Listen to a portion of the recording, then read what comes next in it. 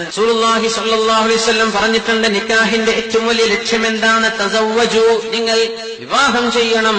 തവാലദു തനാസലു, നിങ്ങൾക്ക് മക്കളുണ്ടാകണം, മക്കൾ ജനിക്കണം. ഫഇന്നി മുബാഹിൻ ബികുമുൽ ഉമമ യൗമൽ ഖിയാമ, അന്ത്യനാളിൽ ഏറ്റവും കൂടുതൽ സമുദായമുള്ള ആളുകൾ, സമുദായമുള്ള നബി ഞാനാവണമെന്ന് ഞാൻ കൊതിക്കുന്നുണ്ട്. ഹത്താ ബിസ്സിഖതി, നിങ്ങൾക്ക് ജനിക്കുന്ന ചാപ്പിള്ളയായ കുട്ടി, ജീവനില്ലാതെ ജനിക്കുന്ന കുട്ടി പോലും എന്റെ ഉമ്മത്തിൽ ഒരാൾക്ക് ജനിച്ചതാണെങ്കിൽ ആ കുട്ടിയെ പോലും എണ്ണത്തിലെടുത്ത് എന്റെ സമൂഹം ഏറ്റവും കൂടുതൽ വരുന്ന ഉമ്മത്തായി കാണാൻ ഞാൻ ആഗ്രഹിക്കുന്നുണ്ട്. അതുകൊണ്ട് തവാലതു, നിങ്ങൾ പ്രസവിക്കണം, നിങ്ങൾക്ക് മക്കളുണ്ടാകണം, ധാരാളം മക്കളുണ്ടാകണം എന്ന് റസൂലുള്ളാഹി സ്വല്ലല്ലാഹു അലൈഹി വസല്ലം. അപ്പൊ ഈ ബർത്ത് കൺട്രോളിന്റെ വിഷയമൊക്കെ ഇവിടെ ചർച്ചാ വിഷയങ്ങളാകാൻ പോവുക അല്ലേ? സോഷ്യോളജി ഒക്കെ അതുപോലെ തന്നെ ഈ സോഷ്യൽ സയൻസുകളൊക്കെ മനുഷ്യന്മാരിവിടെ എണ്ണം കൂടിയാൽ റിസോഴ്സസ് കുറവാണ്, അപ്പോ ജനങ്ങൾ കൂടിയാൽ ഇവിടെ വിഭവങ്ങൾ കുറഞ്ഞു പോകുമല്ലോ. അങ്ങനെ അള്ളാഹുവിന്റെ കാഴ്ചപ്പാടിൽ അങ്ങനെ ഇല്ലേ ഇല്ല. നഹ്നു നർസുഖുകും വഇയ്യാകും, ജനിക്കാൻ പോകുന്ന മക്കൾക്കും നിങ്ങൾക്കും റിസ്ക് ഞാൻ ഏറ്റെടുത്തിട്ടുണ്ട്. മനുഷ്യന്മാരുടെ അംഗസംഖ്യ കൂടുമ്പോൾ പ്രൊഡക്ടിവിറ്റി കൂടാണെന്ന യാഥാർത്ഥ്യം. കൂടാൻ നമ്മൾ കഴിഞ്ഞ ഒരു 50 വർഷം പിന്നോട്ട് അല്ലെങ്കിൽ ഒരു 100 വർഷം പിന്നോട്ട് നോക്കുക, അന്നത്തെ ആളുകൾക്ക് ഭക്ഷിക്കാൻ ഉണ്ടായതിനേക്കാളും വിഭവങ്ങൾ ഇന്ന് കൂടിയിരിക്കുകയാണ്. എന്നതിന്റെ 10 മടങ്ങിലേറെ ജനങ്ങൾ ഇന്ന് ലോകത്തുണ്ട്. ബില്യൺ കണക്കിന് ആളുകൾ ലോകത്ത് ജീവിച്ചിരിപ്പുണ്ട്. പക്ഷേ ഭക്ഷണം എമ്പാടുമാണ്. ഒരു വിഭാഗം അത് വേസ്റ്റാക്കാൻ, അപ്പോ അവിടെ ഒരു ഭാഗത്ത് തടസ്സം വരുന്നുണ്ട്. പക്ഷേ പ്രൊഡക്ടിവിറ്റി കൂടാണ്. റിസ്ക് അല്ലാഹു തആല ഏറ്റെടുത്തതാണ്, അത് അല്ലാഹു കൃത്യമായി നൽകുന്നുണ്ട്. പക്ഷേ അതിന്റെ ഡിസ്ട്രിബ്യൂഷൻ, അതിന്റെ ഉപയോഗം, അത് മനുഷ്യൻ അല്ലാഹു ഏൽപ്പിച്ചതാണ്. അത് നമ്മൾ ശരിക്കും കൈകാര്യം ചെയ്താൽ ഇവിടെ റിസ്കിന്റെ ഒരു പ്രശ്നമേ വരുന്നില്ല. എത്ര ആള് വന്നാലും അല്ലാഹുവിന്റെ ഭൂമിയിൽ റിസ്ക് ഉണ്ട്. ശറഇന്റെ കാഴ്ചപ്പാടിൽ തന്നെ ഒരു ഭാര്യ ഭർത്താവ് തമ്മിലുള്ള ശാരീരികമായ ബന്ധപ്പെടൽ പോലും അതിന്റെ ആകത്തുക എന്താണ്? സ്വാലിഹീങ്ങളായ മക്കൾ ജനിക്കാനാണ്, അല്ലെ? മക്കൾ ജനിക്കലാണ്. ഇസ്ലാമും ഇതര മതവിശ്വാസങ്ങളും തമ്മിലുള്ള കമ്പാരിസൺ നടക്കാറുണ്ട്. സ്കൂളിലൊക്കെ അങ്ങനെ ചില വിഷയങ്ങളൊക്കെ ചർച്ച വരാറുണ്ട്. ഇപ്പോ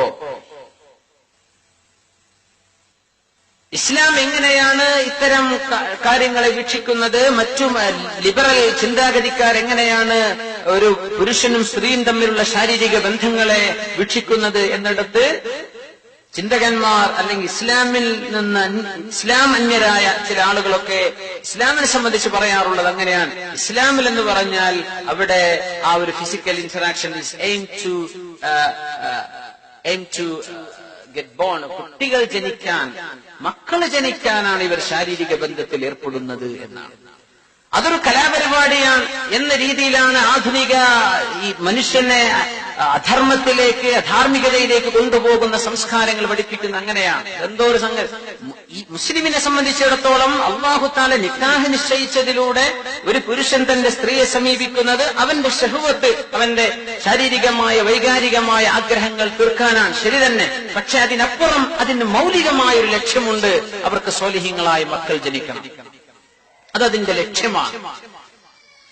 അപ്പോ റസൂലുള്ളാഹി സ്വല്ലല്ലാഹു അലൈഹി വസല്ലം തങ്ങൾ തന്നെ ഈ വിഷയത്തിൽ വഫീ ബുഗ്ദി അഹദികും സദഖ, നിങ്ങളൊരാൾ സ്വന്തം ഭാര്യയെ സമീപിക്കുന്നതിലും നിങ്ങൾക്ക് സ്വതക്കയുണ്ട്, ധർമ്മമുണ്ടെന്ന് നബിയുനാ റസൂലുള്ളാഹി സ്വല്ലല്ലാഹു അലൈഹി വസല്ലം.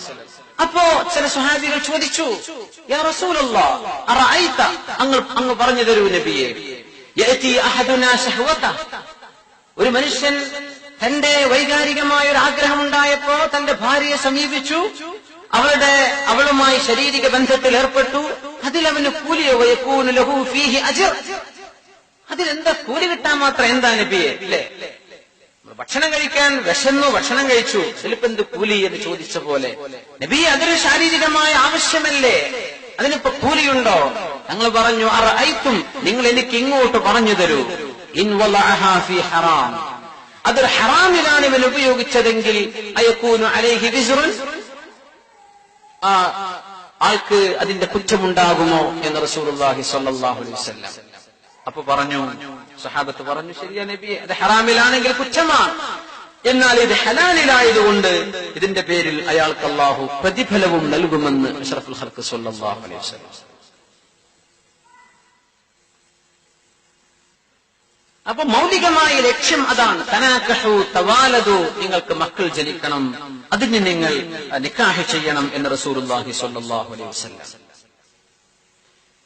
മക്കളെ ജനിക്കാതിരിക്കാൻ എന്തെങ്കിലും ഒരു ഡോക്ടർ പറയാം, ഈ ഭാര്യയെ സംബന്ധിച്ചിടത്തോളം ഇനിയൊരു കുഞ്ഞ് ജനിക്കുന്നത് അവളെ സംബന്ധിച്ചിടത്തോളം വളരെ ഡേഞ്ചറസ്, അവളുടെ ആരോഗ്യം തകരാറിലാക്കുക മാത്രമല്ല, അവൾക്കൊരു അപകടം സംഭവിക്കും, മരണം പോലുള്ള അപകടങ്ങൾ സംഭവിക്കും എന്ന് ഒരു ഡോക്ടർ, ശരിക്കറിയാവുന്ന ഒരു ഫിസിഷ്യൻ പറയാം. അങ്ങനത്തെ ഒരു അവസ്ഥയിൽ മാത്രമേ ശറഅ് അവൾക്ക് ഗർഭനിരോധനം അല്ലെങ്കിൽ ഗർഭധാരണത്തെ ഇല്ലാതാക്കുന്ന രീതിയിലുള്ള ശസ്ത്രക്രിയയോ മറ്റോ ചെയ്യാൻ ശറഅ് അനുവദിക്കുന്നുള്ളൂ. അല്ലാത്ത പക്ഷം ഒരിക്കലും പാടില്ല. ഇത്ര വയസ്സ് കഴിഞ്ഞല്ലോ, ഇനിയിപ്പോ നിർത്തല്ലേ, പാടില്ല. സയൻസ് തന്നെ എന്താ പറയുന്നത്? ഗർഭപാത്രം എടുത്തു കളഞ്ഞാൽ ശരീരത്തിൽ അവിടെ മുതൽ ഒരു സ്ത്രീ രോഗിയാവുകയാണ്. എത്രയോ ചില രോഗങ്ങൾക്കൊക്കെ ഗർഭപാത്രം എടുത്തു കളയണമെന്ന് ഡോക്ടർമാർ പെട്ടെന്ന് പറയുന്നത് അവർക്ക് എളുപ്പമുള്ള പണിയാണ്. പക്ഷെ അതിന് വേറെ ഓൾട്ടർനേറ്റീവുകൾ ഉണ്ടെങ്കിൽ ഒരിക്കലും അത് ചെയ്യരുത്. കാരണം അള്ളാഹുവിന്റെ ഫിത്രത്തിനെ മാറ്റാൻ. ഒരു പെണ്ണിന്റെ ശരീരത്തിൽ ഏറ്റവും കൂടുതൽ അവർക്ക് പ്രതിരോധം നൽകുന്നത് ഈ ശരീരത്തിന്റെ അവയവമാണ്. ഗർഭപാത്രം എന്ന അവയവത്തിലൂടെ അവർക്ക് ഏറ്റവും കൂടുതൽ ഇമ്മ്യൂണിറ്റി അള്ളാഹു നൽകുന്നുണ്ട്, പ്രതിരോധ ശേഷി രോഗങ്ങളോട്. ഗർഭപാത്രം എടുത്തു കളഞ്ഞാൽ അവിടെ മുതൽ ഷുഗറില്ലാത്ത പെണ്ണിന് ഷുഗറായി, പ്രഷറില്ലാത്തവൾക്ക് പ്രഷറായി, മറ്റു പ്രശ്നങ്ങളായി, വേദനകളായി, നിത്യരോഗിയായിട്ട് മാറുകയാണ്. അള്ളാഹു തആല എല്ലാവർക്കും ശിഫ നൽകുമാറാകട്ടെ. പക്ഷെ സ്വഹാബത്തിന്റെ കാലത്ത് ഗർഭധാരണം ഇല്ലാതെ അവർ സൂക്ഷിച്ചിരുന്നു എന്നൊക്കെ ഹദീസുകൾ വന്നിട്ടുണ്ട്. ഇപ്പോ എന്തെങ്കിലും മറ്റു ചില കാരണങ്ങൾക്ക് വേണ്ടി ശരീരത്തിൽ എന്തെങ്കിലും ഒരു മാറ്റം വരുത്തുകയല്ല. സ്വഹാബത്ത് പറഞ്ഞിട്ടുണ്ട്, കുന്നാ നൻസിഉ വൽ ഖുർആനു യൻസിലു എന്ന ഹദീസ് വളരെ പ്രസിദ്ധമാണ്. അവർ നസ്അ് ചെയ്യുമായിരുന്നു എന്ന് പറഞ്ഞാൽ പുരുഷനെ സംബന്ധിച്ചിടത്തോളം പുരുഷന്റെ ഇജാക്കുലേഷൻ നടക്കുന്ന സമയം അവൻ അത് പുറത്തെടുക്കുന്ന രീതി ആണ്, അതിനാണ് നസ്അ് എന്ന് പറയാം. കുന്നാ നൻസിഉ വൽ ഖുർആനു യൻസിൽ, ഖുർആൻ ഇറങ്ങുന്ന കാലത്ത് ഞങ്ങൾ അങ്ങനെ ചെയ്തിരുന്നു എന്ന് പറഞ്ഞാൽ നുത്ഫത്ത് സ്പേം ശരീരത്തിലേക്ക് പ്രവേശിക്കാതെ ഞങ്ങൾ മാറ്റിയിരുന്നു. വൽ ഖുർആനു യൻസിൽ, അന്ന് ഖുർആൻ ഇറങ്ങുന്നുമുണ്ട് എന്ന് പറഞ്ഞാൽ അങ്ങനെ അത് പാടില്ലാത്തതായിരുന്നുവെങ്കിൽ ഖുർആൻ തന്നെ അവിടെ ഹറാമാക്കുന്ന നിയമം അല്ലാഹു ഇറക്കുമായിരുന്നു. പക്ഷെ അന്ന് ഖുർആനിൽ ഒരു നിയമവും അതിനെ സംബന്ധിച്ച് വന്നില്ല. ഞങ്ങൾ ഇങ്ങനെ ചെയ്യാറുണ്ടായിരുന്നു എന്ന് സ്വഹാബത്ത് പറഞ്ഞിട്ടുണ്ട്. അതിന്റെ അർത്ഥം അത് ശരിക്കും വളരെ ഫിത്രത്തിനോട് യോജിച്ച രീതിയാണ്, ശരീരപ്രകൃതിയോട് യോജിച്ച രീതിയാണ്. അവിടെ മറ്റൊന്നും സ്വീകരിക്കുന്നില്ല. ഒരു ഗുളികയോ ഒരു മരുന്നോ മറ്റെന്തെങ്കിലും ഉപയോഗിച്ച് ശരീരത്തിന് ഒരു മാറ്റവും നമ്മൾ വരുത്തുന്നില്ല. വളരെ സ്വാഭാവികമായ, വളരെ സേഫ് ആൻഡ് സെക്യൂർ, സുരക്ഷിതമായ രീതിയിൽ അവർ കൈകാര്യം ചെയ്തിരുന്നു എന്ന് ഹദീസിൽ വന്നിട്ടുണ്ട്. അതുകൊണ്ട് നസ്അ് ജായിസാൻ, വിത്ഡ്രോ ചെയ്യുക എന്നാണ് വാക്കിന്റെ അർത്ഥം. അത് ജായിസാൻ. എന്നാൽ തന്നെയും റസൂലുള്ളാഹി സ്വല്ലല്ലാഹു അലൈഹി വസല്ലം പ്രോത്സാഹിപ്പിച്ചത് മക്കൾ ധാരാളം ഉണ്ടാകട്ടെ എന്നാണ്. ഹത്താ ബിസ്സഖത്ത്, ചാപ്പിള്ളയായി ജനിക്കുന്ന കുട്ടിയാണെങ്കിൽ പോലും ഞാൻ അവരെ എണ്ണത്തിൽ ചേർത്തുകൊണ്ട് ഞാൻ അഭിമാനം പറയുമെന്ന് റസൂലുള്ളാഹി സ്വല്ലല്ലാഹു അലൈഹി വസല്ലം. അപ്പൊ ഒരാൾ നിക്കാഹ് ചെയ്യുന്നത് തന്റെ ശാരീരികമായ വൈകാരികമായ ആഗ്രഹങ്ങൾ നിർവഹിക്കാനാണ്, പിന്നെ അയാൾക്ക് സ്വാലിഹീങ്ങളായ മക്കൾ ജനിക്കാനാണ്. ഇത് രണ്ടും സാധ്യമാകുന്നത് അല്ലാഹു തആല വലിയൊരു പ്രാർത്ഥന നമ്മെ പഠിപ്പിച്ചിട്ടുണ്ട് സൂറത്തുൽ ഫുർഖാൻ. ബിസ്മില്ലാഹിർ റഹ്മാനിർ റഹീം. والذين يقولون ربنا هب لنا من أزواجنا وذرياتنا قرة أعين واجعلنا للمتقين إماما. والذين يقولون, ഇങ്ങനെ ദുആ ചെയ്യുന്ന ആളുകളും അല്ലാഹുവിന്റെ ഏറ്റവും ഇഷ്ടപ്പെട്ട ഇബാദുർ റഹ്മാൻ, കാരുണ്യവാനായ അല്ലാഹുവിന്റെ സൃഷ്ടികൾപ്പെട്ടവരാണ്. വല്ലദീന യഖൂലൂൻ, ഇങ്ങനെ പ്രാർത്ഥിക്കുന്നവർ. സൂറത്തുൽ ഫുർഖാന്റെ അവസാന ഭാഗം 60-65 ആയത്തുകളുടെ ഭാഗമാണ്. റബ്ബനാ ഹബ് ലനാ മിൻ അസ്വാജിനാ, ഞങ്ങളുടെ ഭാര്യമാരിൽ നീ ഞങ്ങൾക്ക് നൽകണമേ. വദുരിയാത്തിനാ, ഞങ്ങളുടെ മക്കളിലും നീ ഞങ്ങൾക്ക് നൽകണമേ. ഖുർറത അയുനിൻ, കൺകുളിർമയെ തരയണമേ. വജഅൽനാ ലിൽ മുത്തഖീന ഇമാമാ, മുത്തഖീങ്ങൾക്ക് ഞങ്ങളെ ഇമാമാക്കി തരയണമേ. സൂറത്തുൽ ഫുർഖാനിലെ 64-ാമത്തെ ആയത്തിൽ ഒരു ദുആ പഠിപ്പിച്ചു. വല്ലദീന യഖൂലൂൻ, ഇങ്ങനെ ദുആ ചെയ്യണം. റബ്ബന സ്രിഫ് അന്നാ അദാബ ജഹന്നം ഇന്ന അദാബഹാ കാന ഗറാമാ ഇന്നഹാ സാഅത് മുസ്തഖറൻ വമുഖാമാ. നരകത്തിൽ നിന്ന് കാക്കേണമേ എന്ന് എപ്പോഴും ദുആ ചെയ്യുന്ന ആളുകളും അള്ളാഹുവിന്റെ ഏറ്റവും അടുത്ത ആളുകളാണ്. പിന്നെ ആ 64, 65, 66 അങ്ങനെ പോയി 74-ാമത്തെ ആയത്തിൽ അവസാനം പറഞ്ഞ ഇബാദുർ റഹ്മാനിന്റെ അല്ലാഹുവിന്റെ ഏറ്റവും ഇഷ്ടപ്പെട്ട ആളുകളുടെ അടയാളം പറഞ്ഞ ആയത്തിലാണ് വല്ലദീന യഖൂലൂൻ. ഇങ്ങനെ ദുആ ചെയ്യുന്നവരും അല്ലാഹുവിന്റെ ഏറ്റവും ഇഷ്ടപ്പെട്ടവരാണ്.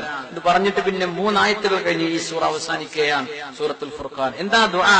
റബ്ബന, അല്ലാഹുവേ, ഹബ് ലനാ മിൻ അസ്വാജിന, ഞങ്ങളുടെ ഭാര്യയിൽ, വദുർരിയാത്തിന, ഞങ്ങളുടെ മക്കളിലും നീ തരയണമേ, ഖുർറത അയ്യുൻ, കൺ കുളിർമയെ തരയണമേ, വജഅൽനാ ലിൽ മുത്തഖീന ഇമാമ. കല്യാണം കഴിക്കാതെ ഈ ദുആ അങ്ങനെ പറഞ്ഞിട്ട് കാര്യമുണ്ടോ?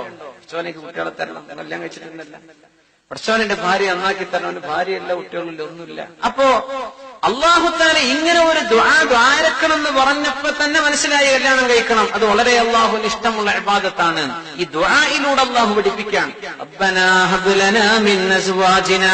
അത് കല്യാണം കഴിക്കാൻ പോകുന്ന ചെറുപ്പക്കാർക്ക് പറ്റും, കല്യാണം കഴിച്ചവർക്ക് പറ്റും, മക്കളില്ലാത്തവർക്ക് പറ്റും, മക്കളുള്ളവർക്കും, ആണിനും പെണ്ണിനും ദുആ ചെയ്യാൻ പറ്റുന്ന വളരെ മനോഹരമായൊരു ദുആയാണിത്. വിവാഹത്തിലേക്ക് അല്ലാഹു തആല ആഗ്രഹിപ്പിക്കുന്നതും ഈ ആയത്തിലൂടെയാണ്. വല്ലദീന യഖൂലൂൻ, ഇങ്ങനെ പ്രാർത്ഥിക്കണം. റബ്ബന, ഞങ്ങളുടെ രക്ഷിതാവായ അല്ലാഹുവേ, ഹബ് ലനാ മിൻ അസ്വാജിന, ഞങ്ങളുടെ ഭാര്യമാരിൽ നിന്ന് നീ ഞങ്ങൾക്ക് നൽകണം. മിൻ അസ്വാജിന എന്ന് ഭാര്യമാർ ആർക്കുമ്പോ ഞങ്ങളുടെ ഭർത്താക്കന്മാരിൽ നിന്ന് നൽകണം. അസ്വാജ് എന്നത് സൗജ് എന്ന വാക്കിന്റെ പ്ലൂരലാണ്. സൗജ് എന്ന് പറഞ്ഞാൽ ഭാര്യ എന്ന് അർത്ഥമുണ്ട്, ഭർത്താവ് എന്നും ഒരേ സമയം. സൗജത്ത് എന്ന് പറയേണ്ട ആവശ്യമില്ല. സൗജത്ത് എന്ന് പറഞ്ഞാൽ ഡെഫിനറ്റ്ലി ഫോർ ഫീമെയിൽ, അത് ഭാര്യ തന്നെ പറ്റും, ഭർത്താവ് എന്നോട് അർത്ഥം വരില്ല സൗജത്ത് എന്ന് പറഞ്ഞാൽ. പക്ഷെ സൗജ് എന്ന് പറഞ്ഞാൽ ഒരേ സമയം മുദക്കറുമാണ് മുഅന്നസുമാണ്, masculine and feminine at the same time. അതുകൊണ്ട് അതിന്റെ പ്ലൂരല അസ്വാജ്. ഭർത്താക്കന്മാർ, ഭാര്യമാർ, രണ്ടും അർത്ഥം വന്നു. നോക്കണം, അള്ളാഹുവിന്റെ ഒരു ദുആ പഠിപ്പിക്കുന്ന രീതി നോക്കൂ. അല്ലാഹു തആല ആ ഉപയോഗിച്ച വാക്ക് നോക്കൂ, അസ്വാജ്. ആ അസ്വാജ് എന്നുള്ളപ്പോ ആക്കെ ഈ അർത്ഥത്തിൽ ആണിനും പെണ്ണിനും പറയാവുന്ന വാക്കുള്ളൂ. സുബ്ഹാനല്ലാഹ്. അപ്പൊ പെണ്ണുങ്ങളും ദ്വാരക്കാം. ഭർത്താവ് മോശമാണ്, എന്റെ ഭർത്താവിനെ നന്നാക്കി തരണേ പടച്ചവനെ എന്ന് ദ്വാരക്കുന്ന പെണ്ണ് ഇത് ദ്വാരക്കണം. റബ്ബനാ ഹബ് ലനാ മിൻ അസ്വാജിനാ. ഭാര്യ മോശക്കാരിയാണ്, അവളെ നന്നാക്കി തരണമെന്ന് ആഗ്രഹിക്കുന്ന ഭർത്താവും ദുആ ചെയ്യണം. റബ്ബനാ ഹബ് ലനാ മിൻ അസ്വാജിനാ. കല്യാണം കഴിച്ചിട്ടില്ല, ചവനെ കൺകുളിർമയുള്ള ഭാര്യയെ തരയണമേ.